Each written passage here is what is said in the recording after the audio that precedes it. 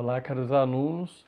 Nós vimos na última aula que a filosofia do direito moderna, no século XVI, com o absolutismo, ela vai se utilizar da noção de Estado, tendo em vista a unificação da sociedade, dos territórios, que se tornam mercados para favorecer a classe que estava em ascensão, a classe burguesa. A gente sabe que na Idade Média você tinha ali a nobreza e o clero dominando, né, com o feudalismo, depois você vai ter uma ascensão da burguesia ali com o surgimento do capitalismo. A burguesia, por sua vez, com o iluminismo, ela vai fazer críticas ao Estado tomado em sua forma absolutista. A limitação do Estado passa a fazer parte das reflexões da filosofia do direito, no século XVII, principalmente no século XVIII. Para a burguesia, o Estado ele deve estar subordinado ao interesse individual e não o contrário. Então, ou seja, o Estado está ali como um mero meio para atingir o interesse individual. O capitalismo nascente ele vai trazer conhecimentos novos e novas perspectivas filosóficas, até mesmo nas ciências físicas e naturais, com a ideia de domínio da natureza e de seu aproveitamento para fins capitalistas. Então, ou seja, fins utilitaristas, a gente poderia dizer, né? As ciências humanas, da mesma forma, trata-se de dominar a sociedade de outras formas e de acordo com interesses novos. O paradigma que se formou no pensamento filosófico iluminista é muito interligado à realidade política, econômica e jurídica do capitalismo moderno. O individualismo ele é um dos mais arraigados e fundamentais conceitos filosóficos da época moderna. Então vamos lá. Essa tradição individualista ela é acompanhada pelos modernos, mas por outras razões e construindo outras explicações.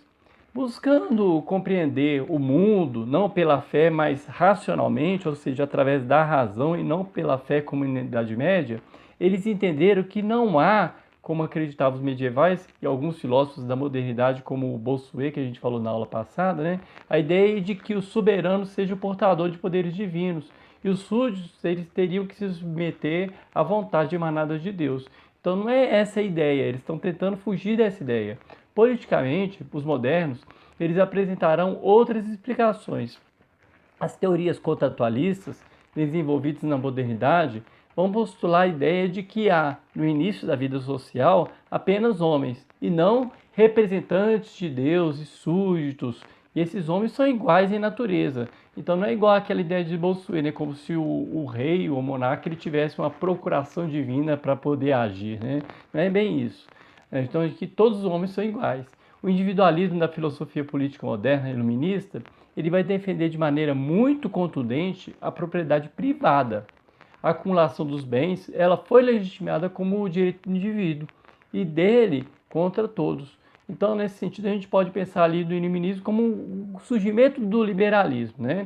A riqueza, nesse sentido, ela não é compartilhada por todos.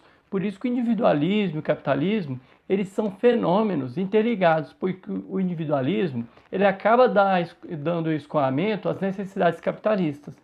Como a gente já viu, a marca que identifica a filosofia medieval é a fundamentação de tudo pela fé. Então, a marca da filosofia moderna já não vai ser isso, é a preocupação com a razão. Por isso, os modernos, eles se põem a pensar sobre o próprio conhecimento, ou seja, da forma como que nós chegamos ao conhecimento sobre as coisas. Ou seja, além da própria coisa que é conhecida, como que a gente conhece, como que a gente sabe que chegou à verdade, né, ao conhecimento. Né? A teoria do conhecimento ela é um problema criado na Idade Moderna. Na Grécia Antiga, a questão da razão ela se apresentava de outra maneira.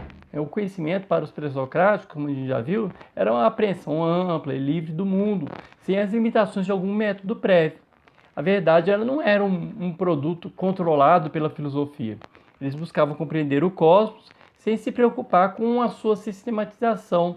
Então, eles não preocupavam em um esquema, um sistema, um método para compreender o cosmos. Só queriam entender o cosmos. Não se trata de conhecer o mundo previamente, mas sim de iluminar a alma. Então, Aristóteles ele vai ressaltar a busca de entender a natureza das coisas. Nesse sentido, o ato de conhecer ele não se separa daquilo que está sendo conhecido.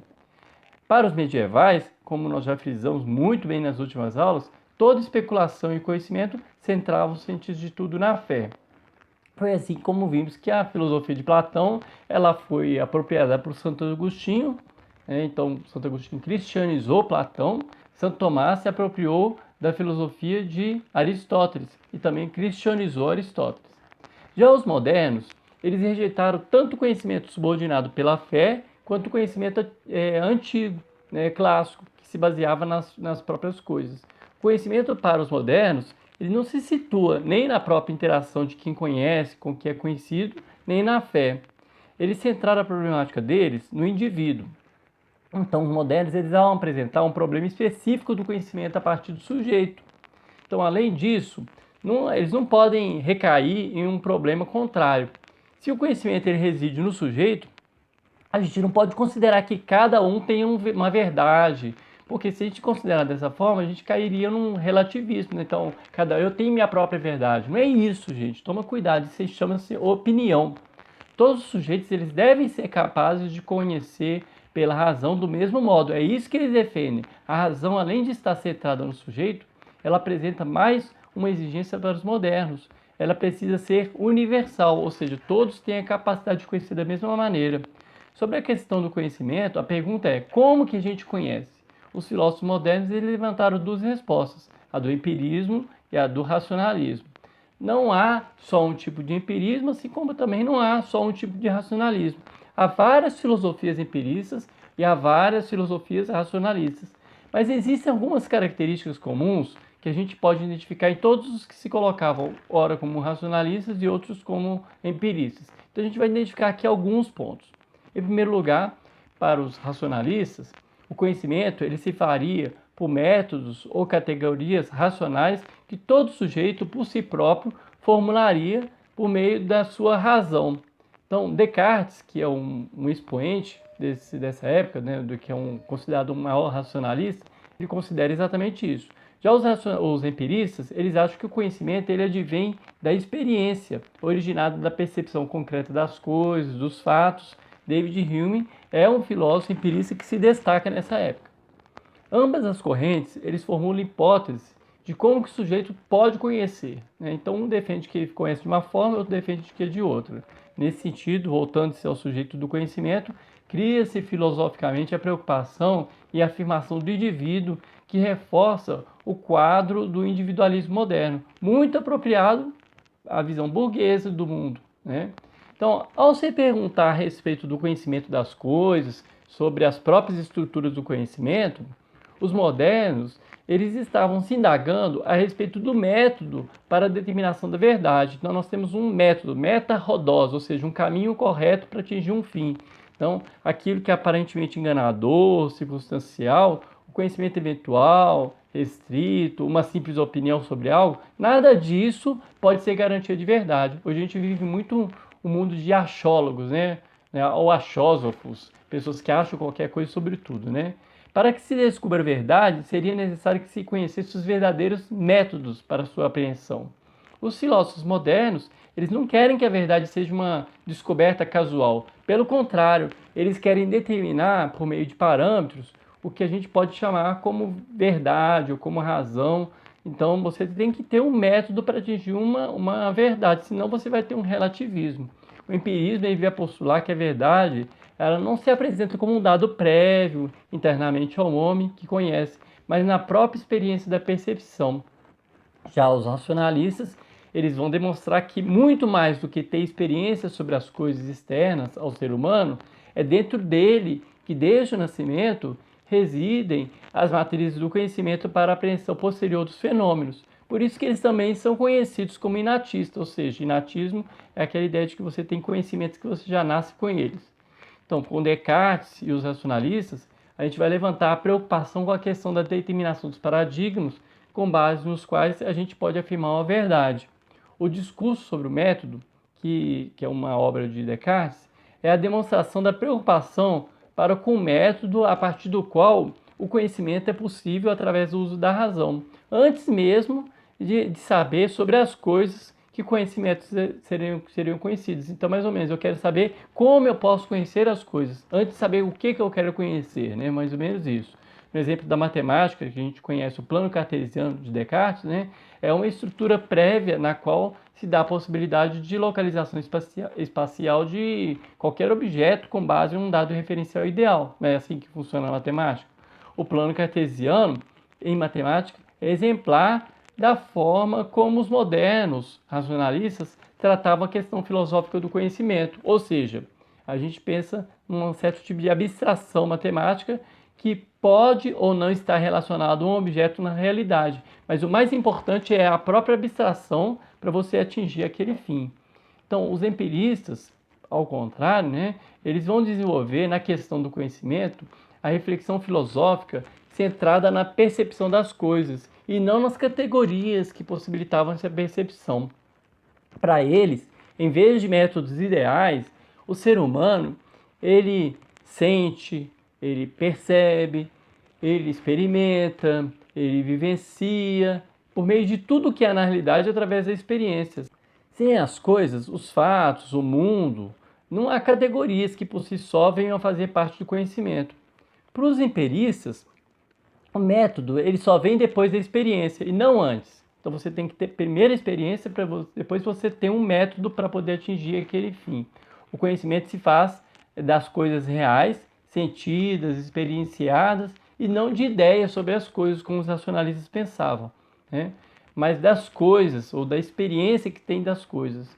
David Hume, ao falar, por exemplo, de que toda ideia partir de uma percepção, ele mostrava até que algumas ideias de coisas que não existem na realidade foram formuladas a partir de associação de ideias de outras coisas que existem. Vou dar um exemplo aqui. Vamos pensar unicórnio. Você não sabe o que é unicórnio, ou melhor, você tem a ideia do que seja um unicórnio. Mas porque você tem a ideia do que seja, por exemplo, um cavalo e o chifre, você junta as duas ideias, você formula a ideia de um unicórnio, mesmo não tendo um unicórnio na realidade. Com o conhecimento vem da experiência e não de ideias e nada, ou de esquemas de raciocínio, Hume vai afastar a possibilidade de que o justo seja uma ideia absoluta. Para ele, se e somente se a experiência é fonte do conhecimento, o atributo da justiça é meramente artificial. A busca essencial na filosofia do direito burguesa moderna era da afirmação dos direitos naturais, que, à semelhança das leis matemáticas ou físicas, fossem também leis universais. A universalidade do conhecimento, ela só pode ser garantida com a certeza metodológica. O conhecimento ele não pode ser casual, relativo, como eu disse, né? Ele é preciso, né? Ele tem que distinguir a forma pela qual se conhece. Conhecendo de maneira universal, é possível, então, a gente dizer ter determinadas normas, orientações, julgamentos, que podem ser ou não racionais. O justo ele não pode estar no arbítrio da própria vontade, ao bel prazer, né, nesse relativismo. Mas exatamente porque a classe burguesa quer universalizar seu próprio interesse e seu próprio modo de relacionar com a sociedade e o mundo, é preciso que haja um método universal. Os empiristas, ao colocarem a experiência como método do conhecimento, eles vão se fundar sobre a fruição das percepções que pudessem ser comuns ou universais, pelas quais se pudesse então concluir a sua conveniência, né, a sua razoabilidade, a utilidade, a adaptação à natureza humana.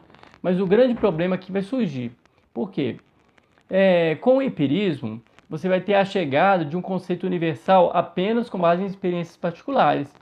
Mas como que é possível que duas pessoas, tendo experiências iguais, concluam as mesmas coisas das mesmas experiências? Vou dar um exemplo simples aqui. A gente escuta um barulho na rua. Alguém pensa que se trata de um tiro. Outro pensa que é um pneu que estourou. Outro que é um escapamento de uma motocicleta. E na hora que a gente chega lá para poder ver o que aconteceu, é apenas um carro que passou em cima de uma embalagem vazia e aí deu aquele estouro. De que modo é possível a gente universalizar um conhecimento empírico que em sua base é individual? Por isso, o empirismo ele foi muito atacado como uma fonte de conhecimento universal. Ao contrário do empirismo, o racionalismo ele vai enfrentar a questão por outras vias. A busca de métodos com base nos quais a verdade seja concluída também não consegue resolver as necessidades fundamentais de uma filosofia do direito moderna. De que maneira podem ser conhecidas idealmente por todos as leis universais do direito, a justiça, as normas do direito natural? Né? Como que é possível que duas pessoas afirmem valendo-se apenas em referências racionais de cada uma, né, que um princípio é justo e de maneira absoluta. Então, a multiplicidade de referências a respeito da justiça, ela demonstraria a dificuldade de um conhecimento universal extraído apenas de esquemas da razão. Então, vocês podem perceber aí que você tem problemas tanto em relação ao empirismo quanto em relação ao racionalismo. A questão do conhecimento crucial para os modernos na demonstração de um direito subjetivo universal, ela vai ter ainda repercussões no mundo da prática e da técnica jurídica. Ao propor um conhecimento centrado em categorias e métodos previamente estabelecidos, a filosofia racionalista ela vai buscar uma verdade que não se encontra no mundo da experiência.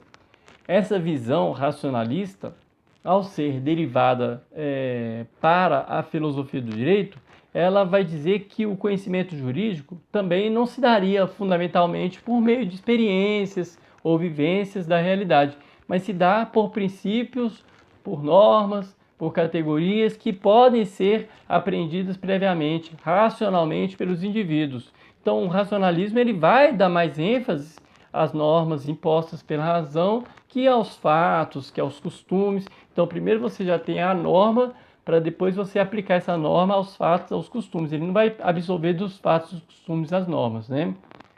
Pelo contrário, né, a resposta empirista, né, ao enfatizar a questão da percepção, das experiências da realidade, ela vai excluir a possibilidade de conhecimento prévio do direito, transplantando a indagação jus-filosófica para os fatos e o costume. Esse sistema de direito costumeiro, né, porque é baseado nos costumes, que observa o costume dos tribunais, dos indivíduos como forma de normatização, ela vai ter laços históricos com os próprios métodos empíricos do conhecimento, que não se detêm em construções teóricas, ideais, prévias, mas sempre na experiência que é retirada da realidade, porque o empirista ele se baseia sempre nessa experiência. Assim, nos países de tradição racionalista, o direito ele recebeu grandes codificações das condutas jurídicas, muitas vezes inovadoras, que compõem o sistema racional jurídico antes mesmo de um estudo das formas de comportamento jurídico já existentes. Então, você já traz a norma antes mesmo de compreender o costume, né? No entanto, acima dessas próprias diferenças entre o empirismo e o racionalismo, há uma identidade fundamental entre ambos os métodos, que reside no fato de que, seja pela experiência ou por ideias, ele sempre conclui do mesmo modo que, pela justiça universal e inflexível, que a gente vai ter um interesse sendo defendido ali, que é o interesse da burguesia. Ou seja, você está buscando uma normatividade que possa ser universalizada para atingir um determinado interesse. Então, pessoal, eu espero que tenha sido claro. É uma aula bem rápida. Qualquer dúvida, crítica ou sugestão, deixe nos comentários. Se você deixar um dislike, deixe também nos comentários o motivo para que a gente melhore as próximas aulas. Até a próxima aula.